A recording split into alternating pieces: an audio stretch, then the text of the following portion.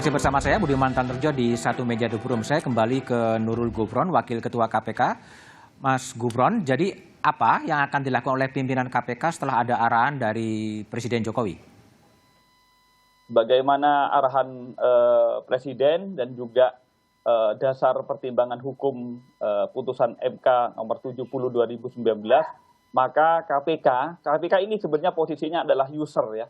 Maka KPK akan bekerja sama dan berkoordinasi dengan Kemenpan yang memiliki kewenangan untuk memberikan formasi ASN dan bekerja sama dan berkoordinasi dengan BKN yang mengadministrasikan ASN tersebut. Maka bagaimana implementasinya? Jadi di hadapan KPK setiap orang pegawai KPK adalah aset pemberantasan korupsi, dan jadi kami prinsipnya akan memperjuangkan setiap dan seluruh pegawai KPK untuk menjadi ASN. Bagaimana kemudian teknisnya kami akan berkoordinasi dengan Kemenpan. Baik, Bung Doni, jadi bagi Presiden Jokowi, kisruh ini mempengaruhi posisi Presiden Jokowi nggak sih, Bung Doni?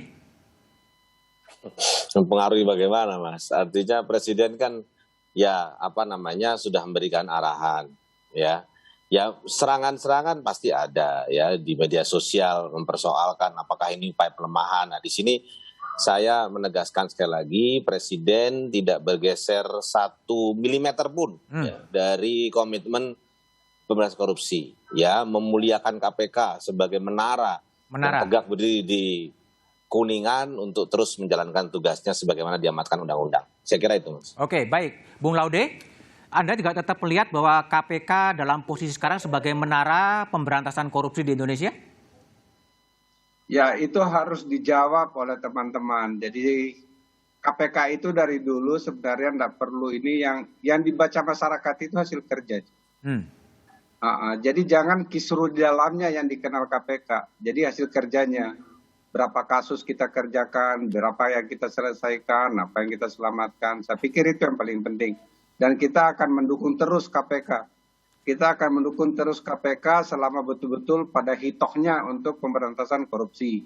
Seperti itu. Dan saya yakin harusnya Pak Gufron dan kawan-kawan memahami persis kalau akhir-akhir ini masyarakat sipil itu merasa tidak nyaman. Dan ini juga sekaligus ini, dari dulu KPK itu tidak pernah didemo oleh masyarakat sipil. Baik. Dulu menjadi tameng masyarakat sipil itu jadi pagar di luar itu. Baik, Mbak Bivitri, apa yang harus dikerjakan? Mbak Bivitri, apa yang harus dikerjakan oleh KPK sekarang? Ini kan beda dengan konflik cicak buaya dulu kan? Di dalam ribut sendiri, buayanya ribut sendiri, atau cicaknya ribut sendiri. Itu gimana sekarang yang harus dikerjakan sekarang? Iya, karena sekarang juga penuh buaya juga ya di dalam KPK menurut saya. Jadi saya kira kalau judul acara ini tadi pusara atau bukan di KPK. Kalau buat saya justru pertahanan terakhir ini adalah para staf KPK ini. Karena dia secara institusional sudah dilemahkan sejak revisi 2019, kemudian ditolak pula ujinya di Mahkamah Konstitusi begitu. Secara pimpinan terus terang juga sudah sangat lemah ya. Nah, jadi harapan terakhirnya memang staf KPK ini semuanya gitu. 75 ini termasuk tentu saja. Sehingga kita harus pertahankan. Jadi ini bukan soal apakah kita ingin Novel Baswedan, Rasa Mala dan lain, bukan personal ini, tapi bagaimana supaya KPK tetap tegak berdiri gitu di tengah segala kisruhan dan banyaknya buaya di dalam gitu ya. Jadi saya kira yang harus dilakukan adalah jelas-jelas secara hukum ternyata keliru, itu satu. Dan yang kedua, Pak Presiden sudah bilang jangan dijadikan dasar serta-merta untuk berhentikan.